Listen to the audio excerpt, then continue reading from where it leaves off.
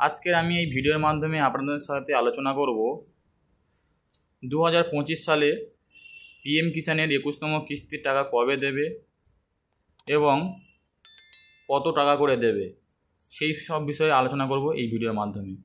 সবার আগে জানিয়ে রাখি, এখন দুর্গাপুজোর সিজন, অর্থাৎ আজকের শুভ পঞ্চমী।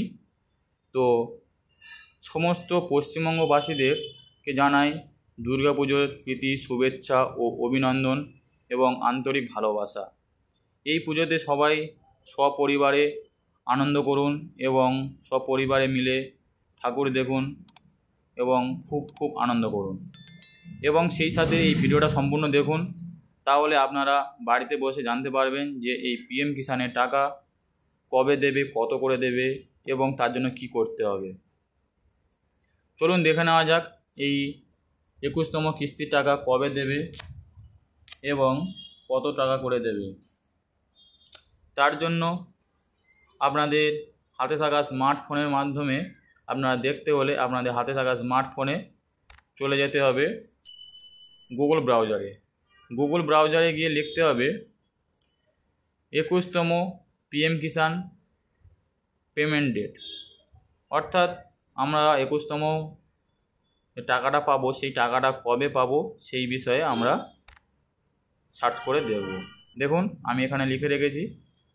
রাখার পরে দেখুন 21তম পিএম কিষাণ ইনস্টলমেন্ট ডেট, পরে আমাদেরকে সার্চ করতে হবে। সার্চ করার পরে দেখুন স্ক্রল ডাউন করে নিচের দিকে আসুন, আপনারা দেখতে পাবেন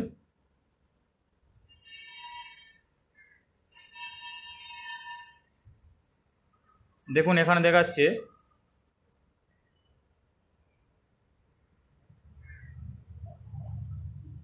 দেখুন 21তম কিস্তি টাকা বলছে যে দেওয়ালির কাছাকাছি এই টাকাটা দেওয়া হবে।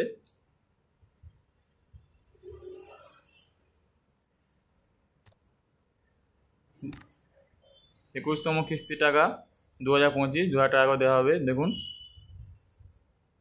অলরেডি পাঞ্জাব, হরিয়ানা এবং হিমাচল প্রদেশে সেপ্টেম্বরের 26 তারিখ অর্থাৎ গতকাল শুক্রবার টাকা দেওয়া হয়ে গেছে। তো বাকি আছে, এখন বাকি রাজ্যগুলো বাকি আছে।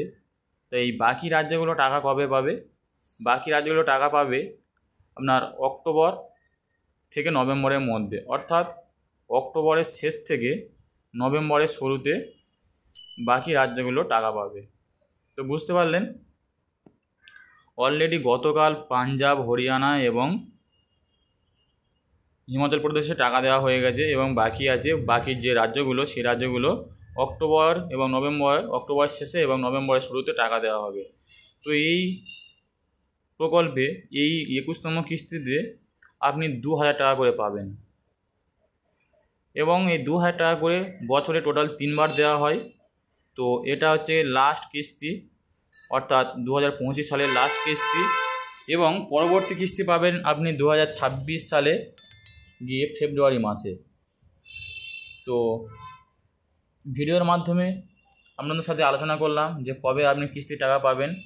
এই পর্যন্ত যদি আপনারা বুঝতে পেরে থাকেন তাহলে আপনাদের জন্য অসংখ্য ধন্যবাদ। যারা বুঝতে পারেননি তারা অবশ্যই আমাকে কমেন্ট করে বলবেন, আমি অবশ্যই আপনাদেরকে সাহায্য করব এবং যদি কোনো জায়গায় বুঝতে অসুবিধা হয় তাহলে অবশ্যই আমাকে কমেন্ট করে জানাবেন।